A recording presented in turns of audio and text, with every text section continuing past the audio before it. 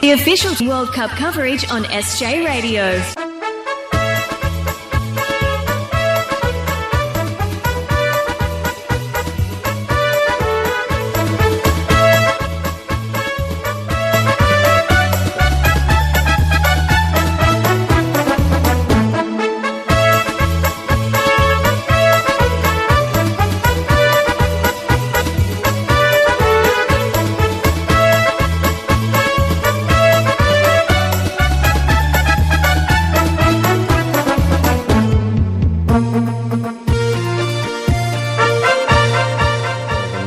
Here, Fiona, what else did Mr McKinley say? Ian, this apology was on the instructions of the Parliamentary Standards Commissioner, and Mr McKinley went on to say that he hadn't thought he'd needed to register the company under any common sense interpretation of the rules. The Commissioner pointed to 2 occasions when he should have declared an interest when speaking in Parliament. She pointed to a debate in 2015 and she said people might reasonably have thought your interest in Mama Airlines Limited influenced your words when you spoke about a desire to see Manston Airport reopened. Now, in letters Mr McKinley had written to the Commissioner, he said that his company was no more an airline than it is a furniture company or a sweet shop. The Commissioner, though, disagreed. Fiona, thank you very much indeed. Now, scientists have found tiny pieces of plastic in mussels in parts of Sussex, raising concerns they might be contaminating food and putting marine life at risk. Studies have found high concentrations of what's known as microplastics in shellfish in places such as Hastings and Brighton. Researchers at the University of Brighton want to know if the plastic is a carrier for more harmful pollutants. Juliet Parkin reports. Research carried out by scientists at the University of Brighton has shown that it's not just large marine life suffering from the harmful effects of plastic waste. Tiny particles are getting absorbed by shellfish, such as mussels and oysters. Mussels are at the bottom of the food chain. For other organisms, they're consuming them. They're going to be collecting microplastics throughout the food chain. But also for humans, we're consuming them, so we're consuming microplastics. The effects are, we're not aware of any physiological effects at the moment. Not to say that there isn't any, there's a lack of research at the moment. High concentrations of microplastics were found in mussels lying on the bed of the River Ouse at Piddinghoe, a tidal beauty spot near Newhaven. Well, it's high tide here at the moment, but at low tide, thousands of blue mussels are exposed along the riverbed. That's the type we eat. Scientists tested 180 mussels here, and each one was found to have absorbed over 700 tiny particles of plastic. The microplastics as carriers, as vectors, do they increase the chance of ingesting those marine pollutants just because the plastic is present and just because the plastic will concentrate, would absorb those contaminants? Researchers say more work is needed to fully understand the health implications for humans, but for marine life, the devastating effects are already all too clear. Juliet Parkin, BBC South East Today, Piddinghoe. Well, that's it. In a moment we'll have the national weather, but first Jennifer Bartram has the regional outlook. Jennifer. Thank you very much. Tomorrow is the first day of summer. It's the summer solstice and we've already had some very summer-like weather today. It's been hot, it's been humid and it's been a fine end to the day as well. This was the view taken by one of our weather watchers in Whitstable. As far as tomorrow is concerned, we will have more sunshine. It is going to be staying dry, but it will be a bit cooler and fresher than we've had today. Now, as we head through the night tonight, we have a cold front moving through. It's going to be bringing a little bit of cloud here and there, but the skies will clear by the time we get to tomorrow morning. The temperature falling back to around 11 or 12 degrees. Now, as that cold front's gone through, it has introduced some cooler, fresher air. So it will be a cooler start to the morning tomorrow. There'll be plenty of sunshine, perhaps a little bit of high level cloud into the afternoon, and temperatures cooler than today, 18 or 19 degrees, with a bit of a breeze coming in from the northwest that will just make things feel a little bit fresher than they have been. As we go through Thursday night into Friday, again, nothing much happens really. We have clear skies developing once again, and that will allow the temperatures to fall away sharper than they have done of late. So lows of around 8 or 9 degrees Celsius, still with that breeze coming in from the north or northwest. Now, as we head through Friday itself, things are going to be getting a little bit warmer. Again, we start off with plenty of sunshine. There will be a little bit of cloud coming and going as we head through the afternoon, but those temperatures are starting to creep up. On Friday afternoon, 19 or 20 degrees. Some parts will get up to around 21 Celsius, and that really sets the pattern that we're going to see as we head through the next few days as well.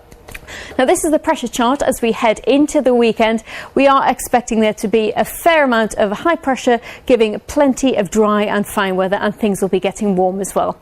Here's the outlook for the next few days, and now Matt Taylor has more in the national forecast.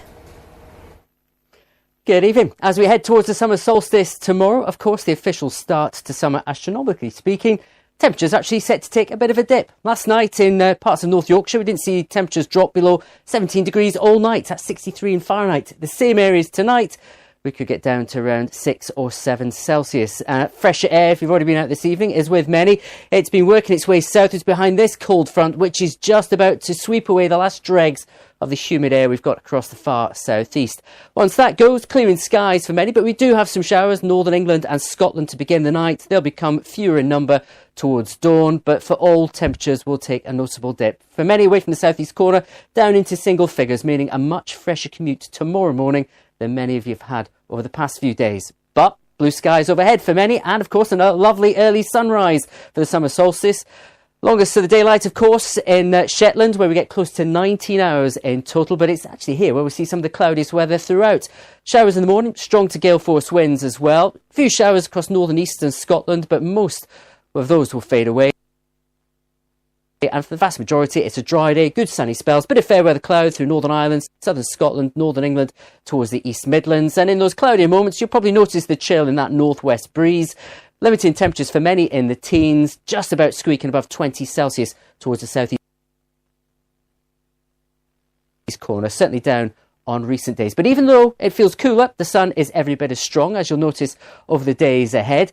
And when you lose that sun, the temperatures will drop again. Thursday night into Friday morning, an even chillier night. The greens on the chart here quite extensively.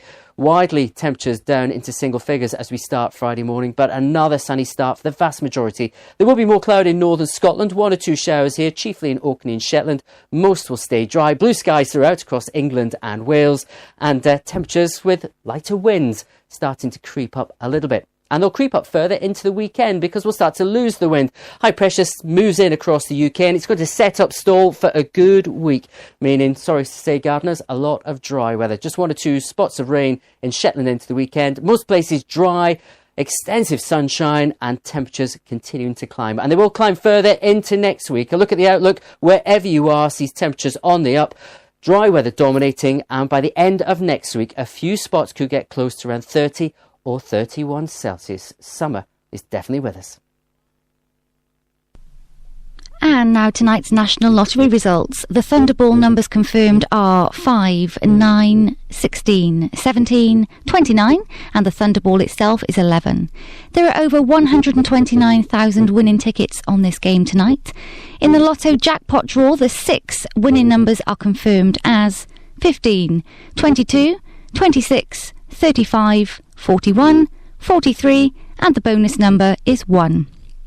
There are no jackpot winning tickets.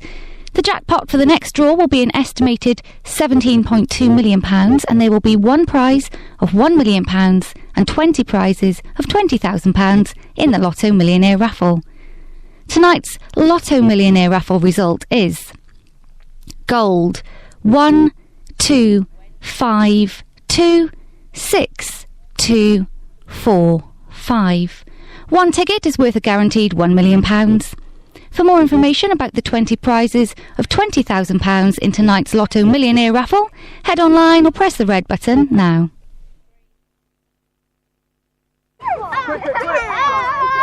Good, nice and quick. Well done. You have to be 14 or younger to get a kids meal. You don't have to be a kid to get a kids meal, okay? Do you have to be a Vander Holyfield to get the champ? Do you have to be Chubby Checker to get the Chubby Decker? Do you need to have a long foot to... That one doesn't translate, but can I just please get a kids meal? Can I get a cup for water? Sure. Atlanta. Full series available now on BBC iPlayer. Oh dear, I'm not afraid to grab the bull by the horns. Just another day in our life. Most of us will fail. It's changed my life. All eyes on us. Complete devastation. Welcome to Iraq. It's inspiring. Just gotta believe in yourself, innit? How good is that?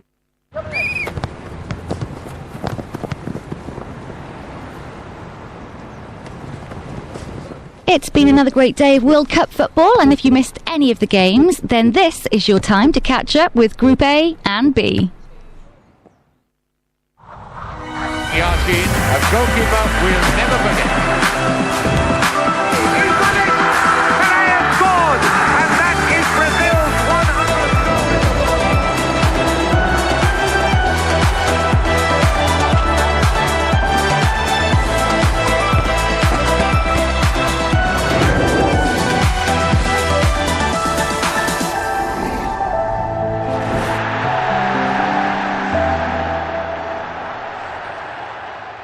Good evening, welcome to Red Square. Hope you've had a good night so far. We'll be taking you through all the action from day 7 at the World Cup. We're not claiming, are we, that it's a goal fest or anything, but we have plenty to talk about in the company of Alex Scott and Danny Murphy. We'll see Luis Suarez and Uruguay tonight. We'll see many people's favourite Spain take on Iran. But we're going to start with European champions. Portugal were facing Morocco at the Luzhniki Stadium here in Moscow. Martin Keown and Vicky Sparks were in attendance.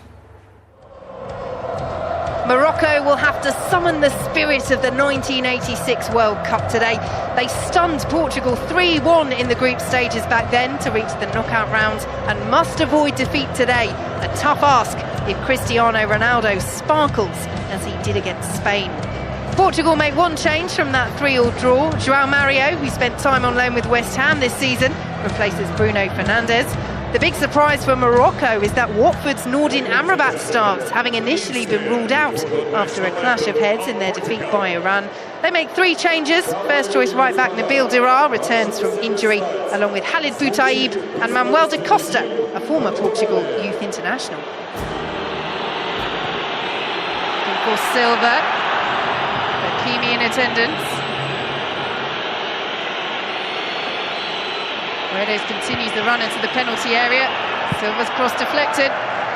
Portugal corner. Bernardo Silva is a nightmare, isn't he? That sort of inverted winger.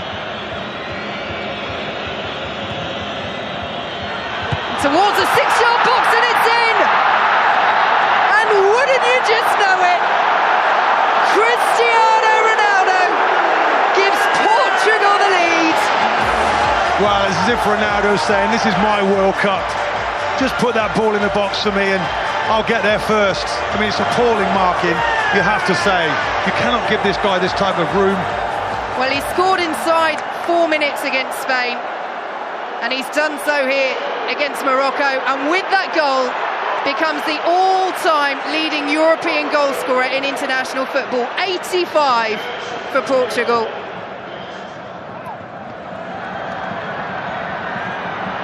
Driving run from Guerrero, stepping away from Amrabat, turn from Ronaldo,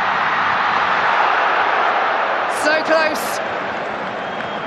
Just looking at the end of this move, scuffs it Ronaldo.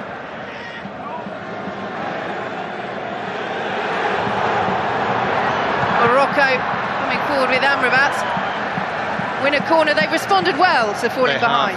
Guerrero's defending there is awful. They're lucky there. Ziyech with the corner. And that is an opportunity. Patricio holds it. But if we questioned Morocco's defending for Ronaldo's goal, you have to question Portugal's marking there. As Morocco build again, looking for Boutaib. Header from Guerrero. Actually put his defence into trouble. Boutaib down. And again the referee says nothing doing. It's the bump, isn't it, there? Font, you could say that's a foul.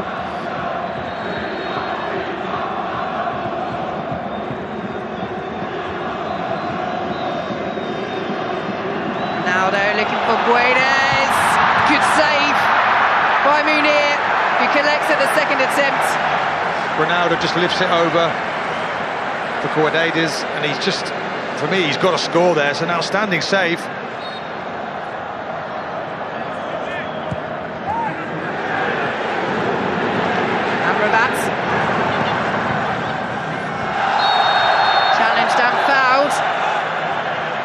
certainly winning that battle against Guerrero down the right.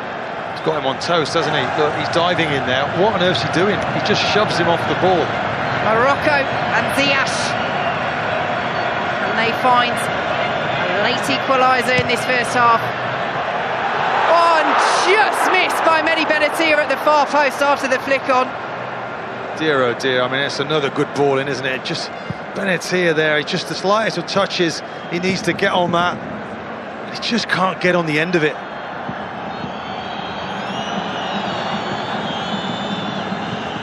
João Mario will chase. Bernardo Silva in the centre.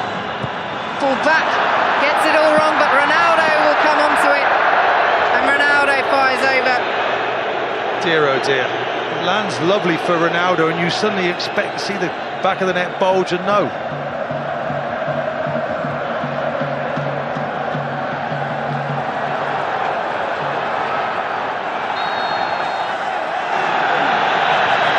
Do you know that bang on the head for Amrabat seems to have turned him into a much better player. Every time he gets it, he's running with pace, with power. And look at him, look at the power of it. I mean, it's a foul, really. But I think he's got the benefit of the doubt from the referee. Certainly fired up, isn't he? Morocco with another set-piece opportunity. Ziyech to swing it in, and the flicked header. What a wonderful save by Patricio. Keeps it at 1-0 to Portugal. That is absolutely stunning goalkeeping. It was, wasn't it? He whips it right in, and he heads that down, and then the keeper's got to come up. I won't say it's a Gordon Banks quite, but it's that sort of save.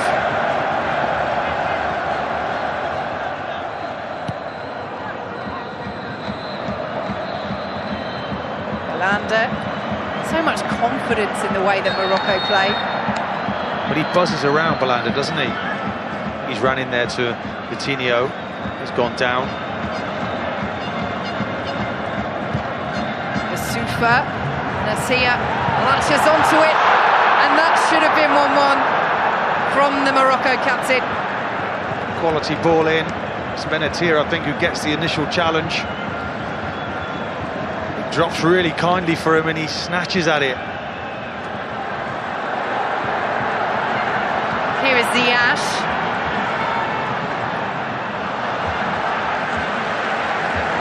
Just checked his run, Ziyech, didn't he? He was way, and then he stopped, and it gets another corner. Ziyech with the corner. Scrambled away by Portugal. Another appeal from Morocco for a penalty. They've had a couple in this game. There's a hint of handball, but VAR has said no. Fernandez keeps going. Important challenge by Basufa. It goes through the legs of Benatia. Ronaldo down, very edge of the box. Free kick given. I'm wondering if there's a dive. No, there's contact, and it's outside the box. Ronaldo straight into the wall. Might get a second chance, then goes down, wants the penalty. Well, he made the VAR sign himself. The big man was fouled.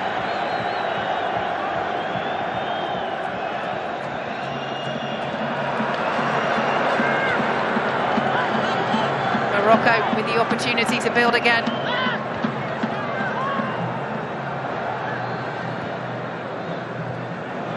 Amrabat, good ball. Opportunity for Morocco inside the penalty area, and the deflection takes it over from Ziyech. There was a chance.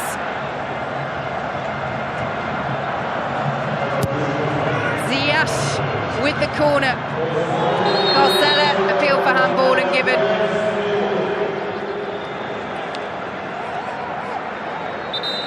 And tempers fraying. Mehdi Benatia. Well, it's just been a little bit of a characteristic from the Morocco players. Get a little bit tetchy. Pepe, look at that. He's been tapped on the back of the shoulder. He's gone down screaming. Pathetic, isn't it?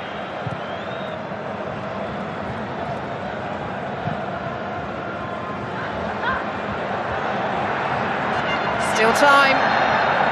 Amrabat again, isn't it? Cynical challenge. Yellow card as well for Adrien Silva. And he just come on. Michael Fajr prepares to swing this one in for Morocco. Pepe, not cleared and over again by Benatia. Well, he's had chances today, the Morocco captain, and he has not been able to take them. Dear, oh dear. And there is the full-time whistle. Morocco are out of the World Cup thanks to that man, Cristiano Ronaldo. Despair for Morocco. Portugal continue. Full-time at the Luzhniki Stadium. Portugal 1, Morocco 0. I don't want to speak about the referee, but the first goal, they speak always about the VAR. They send special referees to us to instruct us about the VAR. When you see it happen, the first goal, I went to him to tell him go to the VAR. He said yes, but didn't went. It was for sure a fall on our striker Boutaïb. That's a big difference in a big game like this. Little small details can change the whole game. They came on 1-0, and for them it's more easy. Even there, I think it was a penalty for sure. You don't give the penalty. I think they speak about the VAR, but if you don't use the VAR every time, then it didn't work. Don't work. If you use it one time, yes, one time not, it's not fair, I think. He played really well today, and you can understand his frustration because Morocco are now out of the World Cup. And we'll see if he has a point as well as we look at that first Ronaldo goal, because we all know he is the game changer, isn't he? It's his fourth goal at this World Cup already. Well, he's just an unbelievable footballer, and his movement for the goal is fantastic. I think his desire, his willingness to be the match winner again, his running off the ball in the game was terrific again as well. But we can analyse the defending, he's in the wrong position, but look at his desire, and even just as he heads it, he's willing to take a boot in the face, and he is so determined. I'm not sure I've ever seen him play with this passion and desire, chasing people down late in the game. Is this a foul? That's not a foul. He's ran into him by accident. It doesn't affect the goal at all. I think it's a little bit of, I don't know, they're clinging for something. They actually played quite well. They had some chances, but there's no foul. It's a perfectly good goal, and it is a super header from a wonderful footballer. It's quite a leap as well at the end. Amrabat was frustrated. As Danny said, it's an understandable frustration, but we said he played well, and there was an ongoing battle throughout the game down that right-hand side with Guerreiro, wasn't there? Yeah, he had a really solid performance today. He was a handful all afternoon. He was just so physical and so direct, and here we see just the pace and the power. He's just so direct, and it was a continuous theme all afternoon, and he puts the end product in and ball into the box.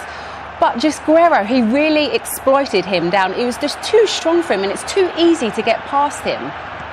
And he just kept going and kept going. And here, once again, we just see how strong he is to get straight past Guerreiro. Tries to get tight to him, but even that doesn't work, does it? He does, but it's too tight. He gets too tight here. If you're going to get that tight, you have to make sure your player plays the ball back and doesn't get past you. And he really exploited Guerreiro's weakness down here. And then right here we see, you know, he's been a handful all afternoon. So now he decides to back off Guerreiro. Here again, and then Amrabat, it's way too easy, puts the ball into the box. And I think going forward, teams will be exploiting Guerreiro down that left-hand side because of that performance today. He was just way too physical for him. I think also as well, you need some help sometimes, don't you? You know, when you know you're up against someone and you're having a problem, get someone back to give you a hand just for 10 minutes to get, but he didn't do that either. But there's the difference between being too touch tight. You need your arm out. As soon as you get too close to the play like that, then Guerreiro, like he was showing Amrabat, all afternoon, it was easy to get round him because you're that close to him. And some people were surprised he was actually playing today, because you might remember this from the first game for Morocco against Iran. He was a big hit, he went down completely knocked out, and he was concussed at the time. And you can see what happened exactly after that. And FIFA's rules say 6 days rest are needed if someone is concussed. He actually played it after 5 days today against Portugal. He wore that protective head guard for a part of the match, took it off because it was clearly uncomfortable. A FIFPro, who are the World Players Union, have said 4 years on from the last World Cup, where several players did not receive adequate care, football has not made sufficient progress in concussion management, and they say calls to implement world-class standards have been overlooked. It is a big issue, and I'm sure it's going to be talked about again.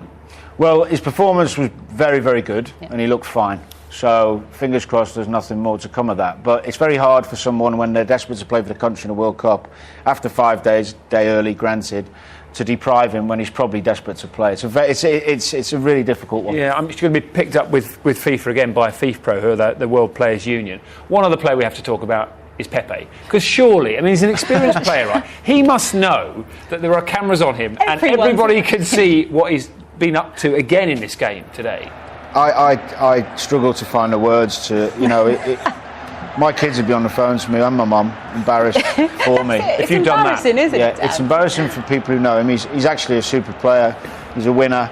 This type of thing, I hate more than anything. Do you know why I hate it the most? It's because he's trying to stitch up a fellow pro. You know, and he did it in the first game. Yeah. And everyone knows that he does it. The referees are aware of it going into games. Why don't they ban like him this. retrospectively then? He can't get away with it anymore, so I don't know why he continually does it. Well, you can't ban. He'd say he's in shock from the hit, probably. He'd make up something, but I think it's an embarrassment, and he needs to stop it. We have checked, and he's been given the all clear by the doctors, which is great news. So he's okay for the next game. I thought he might be. Okay. Of course. Portugal are looking good in Group B. They drew with Spain in the match of the tournament so far, you'll remember. Today, the Spanish were taking on Iran in Kazan. The man with a plan but no tan is Guy Mowbray, which doesn't scam. A match that could result in one team reaching the last 16 with a game to spare. But that team is not Spain. Having beaten Morocco, a second win for Iran would take them into the World Cup knockout stages for the first time. There are 3 changes to the Iran side from their opener. Centre-back Rouzbeh Cheshmi has been ruled out for the rest of the competition, and that gives an opportunity to 21-year-old Majid Hosseini. This is only his 3rd cap. Saeed Azzetelahi returns from suspension. He takes over from captain Masoud Shujai, and Mehdi Taremi replaces Ali Reza Jahanbakhsh. Spain have Dani Carvajal fit again after the hamstring injury that ended his Champions League final early.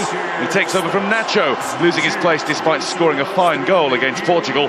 And in a bid for more of an attacking spark against a disciplined defence, Lucas Vazquez has been picked in preference to Koke.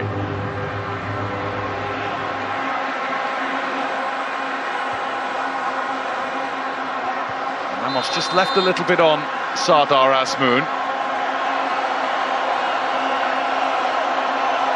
A word with Sergio Ramos. Wasn't the worst offence he's ever committed by any stretch of the imagination.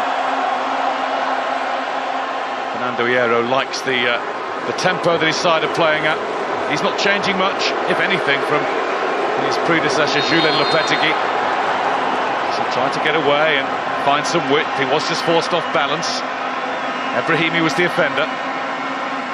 There's a bit of needle in the game already. Don't mind seeing that. It's David Silva who delivers, and it was just over Piqué. Sergio Ramos unsighted as a result of those jumping in front of him.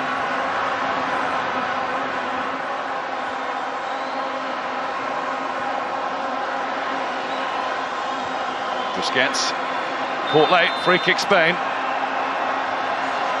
Again, it's a similar gesture from the referee. Now he might have lost his patience. The Iran players have got a little too close to him, and look at the change in body language and mood from Andres Cunha. It's a rake to the back of the left boot. That's not a good challenge from Sardar Azmoun, and he's very fortunate that the referee hasn't got a card out for that. Iniesta.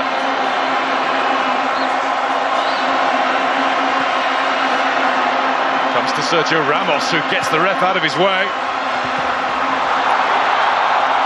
Nice and easy for Beiran Fand.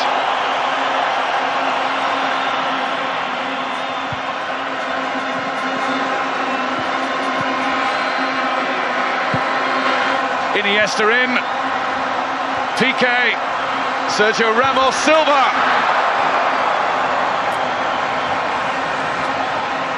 That's the most threatening that Spain have looked to date.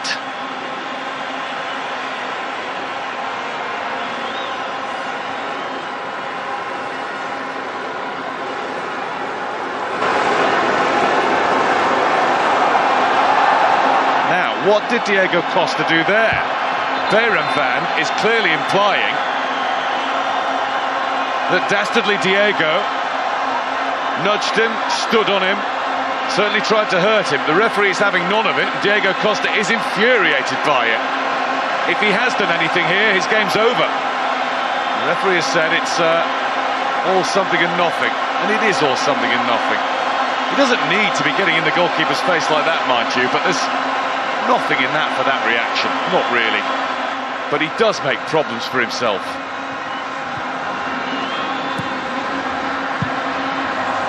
In from Lucas Vázquez. There's one that's gone astray. Rezaian. Well, he's found that the ball's gone astray from him, though.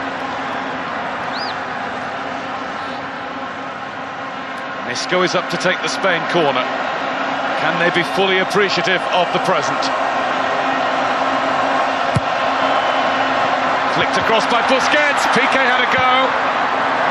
Touch from the keeper and cleared by Amiri.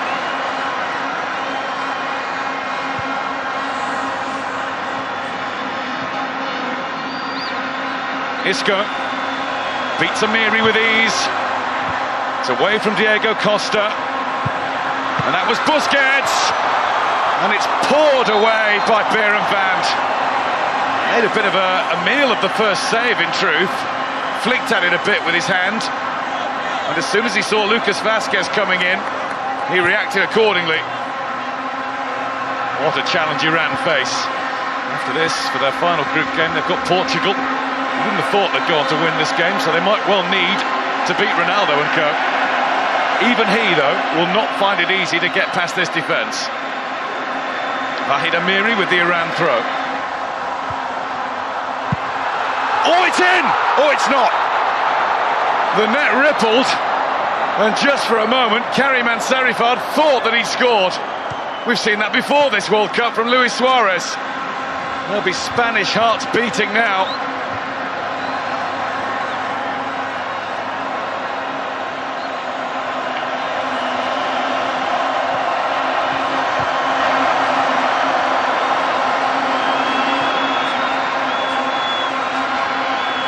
Jordi Alba.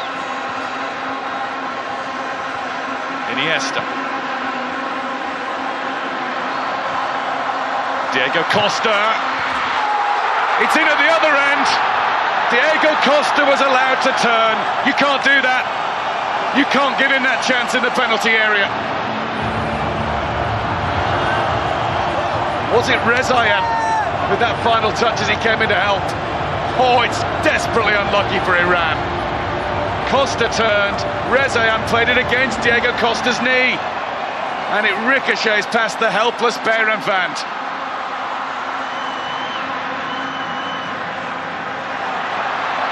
Won back again by Taremi, and he's got a free kick for Iran. He's suddenly sparked into life.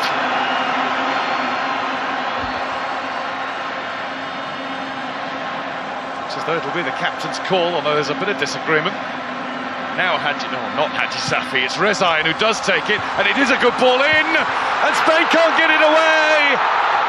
Poked in by Ezzat-Allahi! Ezzat-Allahi doesn't know it yet, and the referee is having a check. Well, here we go. Well, there is a check, and the check is for handball. It looks as though there was one. Also offside, and when it falls down to it, there's not a lot going for it in the end.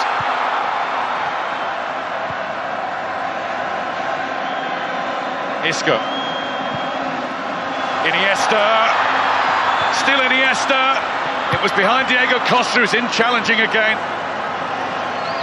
But the way he sees where the defender is going to go. And he has the speed of thought then to change his intentions.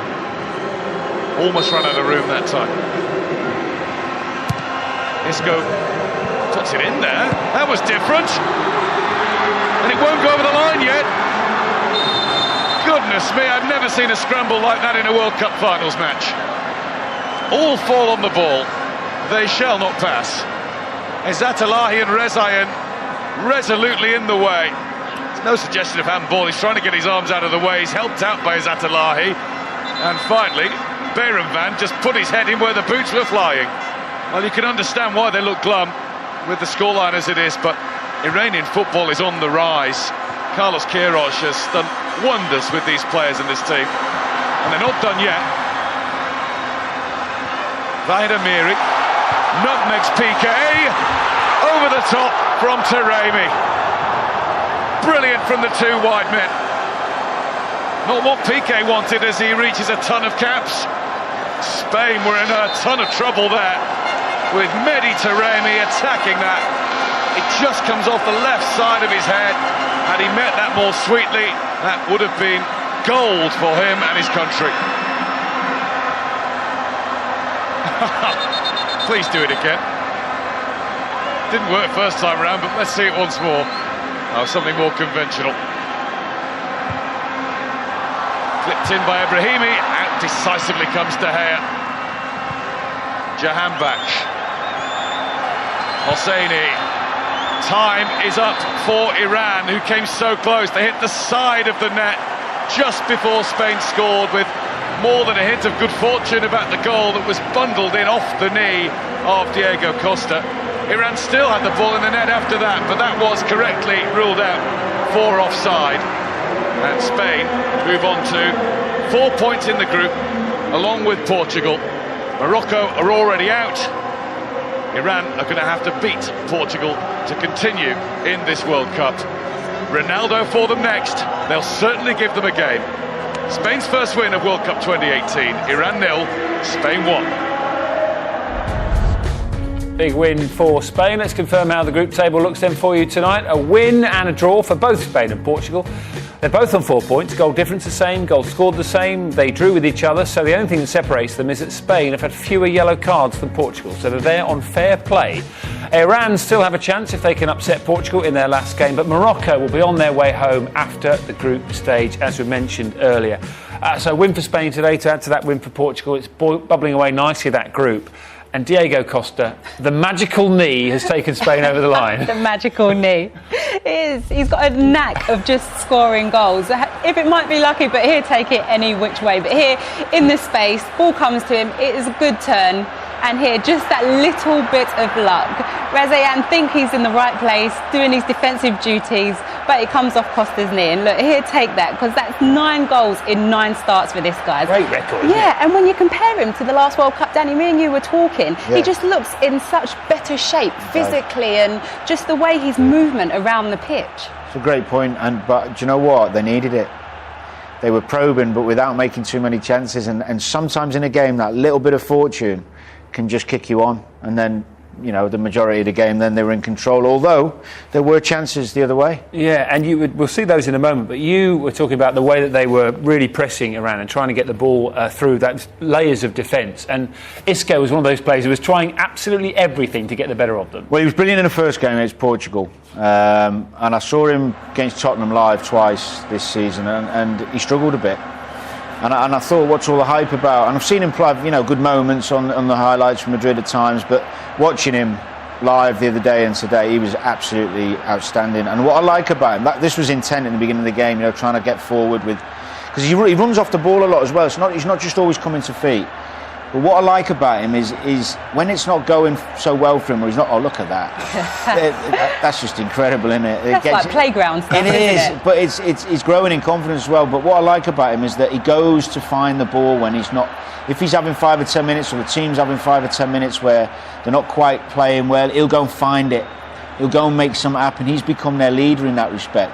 And this ain't coincidence that it gets to David Silva as he picks him out there. He's 2-footed. You love this, don't you? It's one of my favourites, yeah, look. Oh, the old blind one. He, at the moment, is their best player. He's the one that's making the difference. Very hard to play against because he drifts, as I say, and I think if Spain are to do well, look at this, he's in charge of the short corner, decide, great move, by the way, would have been probably one of the best goals of the tournament in terms of inventiveness. But he's the one for me. It's actually unbelievable, though, Danny, that he's not a starter for Real Madrid. And you think, looking at that, he would be the first name on the team sheet every day. So he actually said playing for the national team gives him life, and you can actually see that. It's a great point, but I tell you, the reason why Gareth Bale hasn't been playing in the second bit of the season is because of him. But he will start more, I'm sure. You talked about Iran's chances. Let's have a look at the disallowed goal, because they were off 20 seconds of celebration before the referee, who made the decision early. Let's be honest. He said he was going to look at it, and he found the right decision in the end. Absolutely, it's Pere Galangi right here. You can see that hint of handball, but it's very clear that Ezra Talati is offside, and then straight away the linesman right there puts his flag off, and it's the correct call. He's clearly offside. It's handball and an offside, and I have to say, You know, we are critical at times about officials, but I thought they were excellent in this game. The referee was terrific. This is heartbreaking, though, when you go off celebrating like that, Danny, and then you turn around to see it's been disallowed. To be honest, I never had the energy to celebrate like that. But yeah, you're right, it is heartbreaking. But it's the right decision, and you don't want to argue about those things that are wrong after a game. What about the other chances they had? Because they really pressed Spain, didn't they? They almost took the lead in the game, actually. Before Spain scored, they had the best chance. They did. I think that they deserve great credit, actually. That we thought that was in when that first time. That was Anne Serafard, wasn't it? Super strike. I think that they got to a point in the game where they thought, we've got nothing to lose and we've got to try and make something happen. And actually should do. I think this is Taremi, isn't it? With the head should have done better. But it did show one thing for me in the two games, Portugal and the Iran game. They caused Spain problems and made chances when you go after them. Maybe if you don't show them so much respect, that's the way to go against them. We don't often analyse throw-ins, but this was a special one. Let's paint the picture. It's a big moment, okay? It's probably your last move of the match. You're trying to get a draw against Spain. You've worked so hard for the entire 90 minutes. You get a throw-in just opposite the Spanish box, and for some reason you pull out a roly-poly. I mean, what is going on here? It's the nerves, it's got to him. Everyone was watching, waiting for this moment. He's built it up, it's coming, it's building. Go on, Sam. And then this happened. Oh, no. He got jelly legs.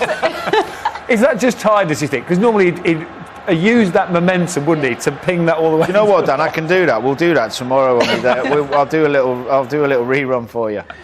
In the end, he gave up and he just threw it down the line, didn't he? Yeah, it was a comical end to a very unfortunate day for them because they did themselves proud in terms of the performance. Yeah, it was a good performance, but sadly they are no longer, well, they've got one game left, haven't they, but then they won't be in the knockout stages of the World Cup. Some other news to bring you from around about today. Big injury in the England camp, don't worry. It's only the manager, Gareth Southgate, who's dislocated his shoulder.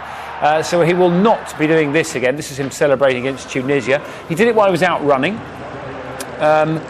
And here's a little picture of him. He says he's a bit annoyed because he was actually on for his best time for his 10K. His arm's in a sling, but we do wish him all the best. I'm sure he'll be fit to be on the sideline.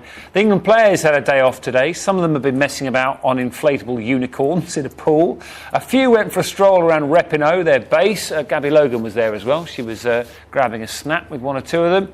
And remember when there were loads of midges around when England played in Volgograd? Well, Iceland played Nigeria there on Friday. The man who scored the goal against Argentina, Alfred Finnbogasson's got a good sense of humour. He posted this on Twitter today. Just arrived in Volgograd, well prepared after watching England's game. I would love it if he actually plays in that. You can never be too careful. To our final game of the night for you then. Uruguay left it very late in their first game. A header right at the death to beat Egypt. Today they were in Rostov facing a Saudi Arabian side who didn't manage a single shot on target in the opening game of the World Cup. A 5-0 thumping from Russia. Phil Neville and Steve Bauer watching this one. Uruguay, like so many other nations in their opener, struggled to move through the gears. They know another win here, though, would secure a smooth journey into the knockout stages of a World Cup for the third consecutive tournament. Uruguay make two changes to the side that won late on against Egypt. Christian Rodriguez comes into midfield. The 32-year-old wins his 107th cap. He, like Carlos Sanchez, came on against Egypt. Sanchez starts a World Cup match for the first time at the age of 33. Saudi Arabia make 4 changes to the team destroyed by Russia, beginning in goal where 26-year-old Mohamed Alaway wins only his second ever competitive cap.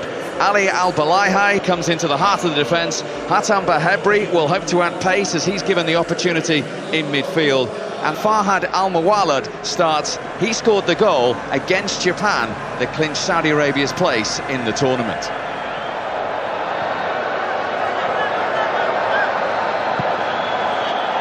Bentancur with the ball. Caceres managed to get it across. It was behind Cavani, in fairness to him. Yeah, it was just behind him. It was Bentancur on the ball. He's a good player, this lad. Good composure, good passing range. You see Caceres just run, just in behind the fullback of Saudi Arabia, and just pulls it back to Cavani there, just behind him. Just couldn't quite keep it down. That's Cavani. Can Rodriguez keep it in? Yes, he can. Off Al-Balaihi for a corner to Uruguay. Godin has made his way forward again, as has Jimenez. It just looks an absolute melee in there.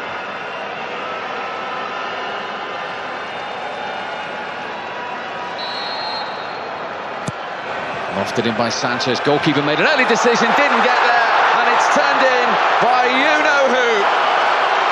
On his 100th international cap, Luis Suarez marks it with a goal. His 52nd for his country. It was a gift. He wasn't going to miss, and Uruguay have the lead. The keeper comes for it all the way. It's a big occasion for him. He comes for it, he flaps at it, he totally misses it. Nobody's marking Suarez. Such a simple tap-in for Luis Suarez. 1-0 Uruguay.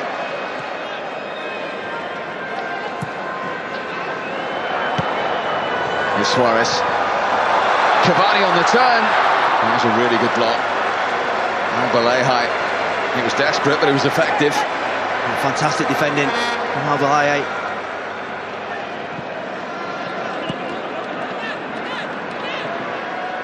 Bahebri. Good try. Needed dealing with by Muslera.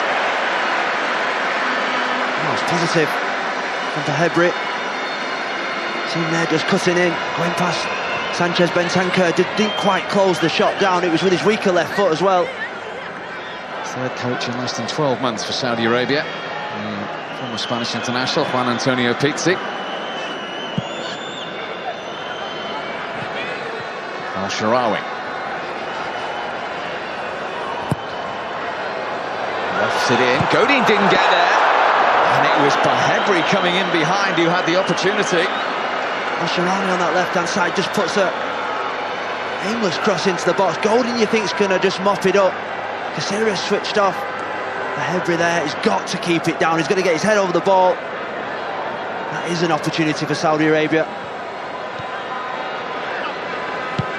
Suarez. He was looking for that ball to Cavani. It's come to Sanchez. Come on, referee, that's never a foul. He just touched the ball there, you see. Oh, no contact whatsoever. Suarez has had a long, hard look at this. Here comes Luis Suarez. Beaten away by Alloué. Just tried to get it round the wall. Keeper not convincing. And in that situation, you've got to try and keep hold of the ball. Just struck the arm of Al-Faraj on the way through as well. Albright. Off Jimenez. Then Cavani.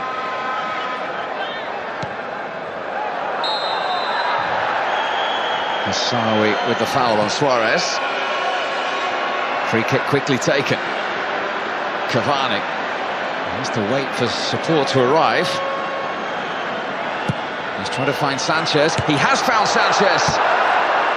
And the 33-year-old couldn't finish it off. Oh, it's fantastic from Cavani. The ball into the box. He had to wait. Got 4 or 5 seconds for people to get up and support him. It was a quick free kick taken. It was Caceres that played the ball in behind. Now you see Sanchez on that right-hand side, trying to make up the ground. He paused Cavani. Now he just cuts inside and whips in a really good ball. He's onside, it's over the head of Al-Sharawi. Just couldn't quite guide it back into the bottom right-hand corner.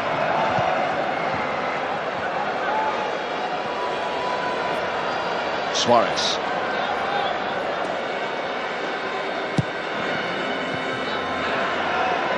Torreira. Oh, Cavani got a touch. He couldn't quite steer it on target. So Torreira just coming in from this right-hand side. So the shot was going well wide, and when it hits Cavani, Alloué was just well beat. He'd committed himself to that left-hand side. You see there, he planted his foot.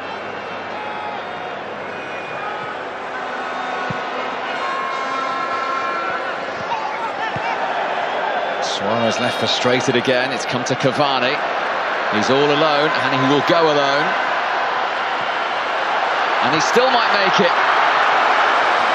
Alloué able to make the save. Cavani, no support to him, had to go on his own. 3-4 Saudi Arabia players around him. Abdullahi there just slipped on the ball. He comes flying out. Alloué does really well. See there, comes flying out. Now's the angle. Good save. Disappointment from Cavani.